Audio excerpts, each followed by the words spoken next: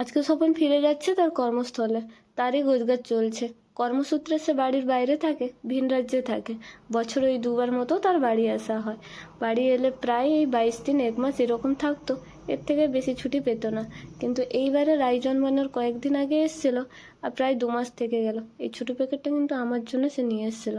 প্রত্যেকবারে মিষ্টি আমি বানিয়ে দিতাম, এবারে সে কিনে নিয়ে যাচ্ছে। আর প্রত্যেকবারে সে বাড়ি থেকে যখনই যায় চানাচুর আর মুড়িটা বেশি করে নিয়ে যায়, কারণ এই দুটোই সেখানে পাওয়া যায় না। চানাচুরটা যদিও পাওয়া যায় ওই মিক্সার নামে, কিন্তু ওটার স্বাদ খুব একটা ভালো হয় না। আর মুড়িটা যেহেতু আমাদের ঘরোয়া মুড়ি, তার স্বাদটাই আলাদা। আর দেখুন শ্যাম্পু দিয়ে দিয়েছে, টাকা খুচরো ছিল না বলে। যাই হোক, সে এখানে সব কিছু গুছিয়ে নিচ্ছে।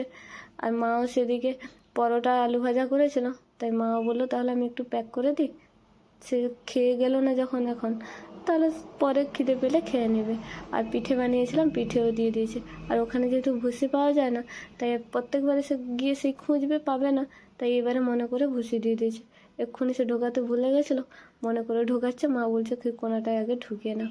আর ভাই যাবে তাকে ছাড়তে স্টেশনে, ভাই গিয়ে মানে তাকে ট্রেনে তুলে দিয়ে চলে আসবে। তো চলুন, তারও গোছগাছ হয়ে গেছে, মনটাও একটু ভার, মেয়েটাকে ছেড়ে যাচ্ছে। আর এই প্রথমবার 2 মাস থেকে গেল, তো অনেক দিন থেকে গেলে সত্যি বাড়ি থেকে যেতে অনেকটাই কষ্ট হয়।